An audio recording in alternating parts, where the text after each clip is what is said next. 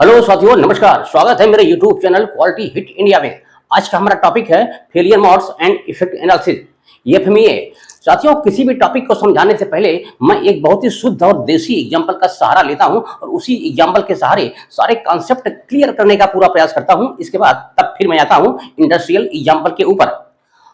हमारे गांव में एक नदी है। नदी के ऊपर एक लकड़ी का पुल बना हुआ था। उस पुल के ऊपर से एक टेम्पो जा रहा था 10 स्कूली बच्चों को लेकर।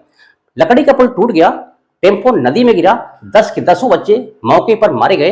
गोताखोर बुलाया गया, 10 बच्चों की लाशों को बाहर निकाला गया और लिटाया गया। उसके बाद पूरे इलाके में शोर मचा, बहुत सारे लोग इकट्ठा हुए, मुझे भी मालूम पड़ा, मैं भी आया। उसके बाद फिर स्टार्ट होता यहीं से failure mode and effect analysis.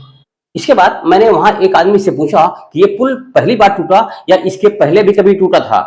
तो उस आदमी ने कहा, नहीं, ये पुल कई बार टूट चुका है, लेकिन इसके पहले नदी में पानी नहीं था, इसलिए कोई एक्सीडेंट नहीं हुआ। इसका मतलब ये हुआ कि पुल टूटने की जो संभावना थी बहुत ज्यादा थी। पुल कभी भी टूट सकता था, यानी पुल टूटने का जो अकरेंस था वो बहुत ज्यादा था। पुल टूटने की संभावना बहुत ज्यादा थी। इसको इसलिए पुल टूटने का जो अकरेंस था उसको हम 10 नंबर दे सकते हैं।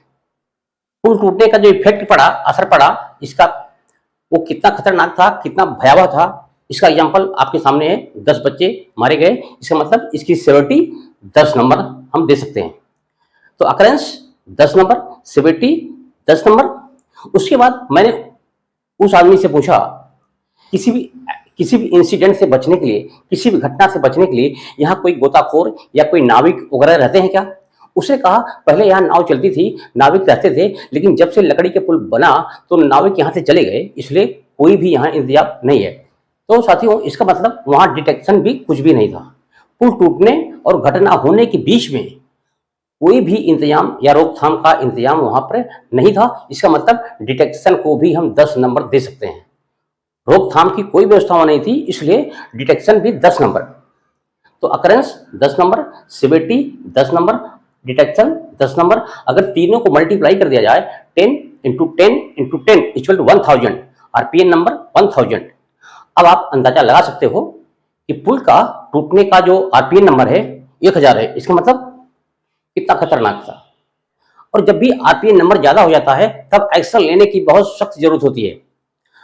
जब आरपीएन नंबर 1000 हो गया, उस समय सरकार हरकत में आई और तुरंत ऐसा पुल वहां, ऐसा ब्रिज वहां बनवाया गया तो शायद 100 साल तक वो नहीं टूटेगा।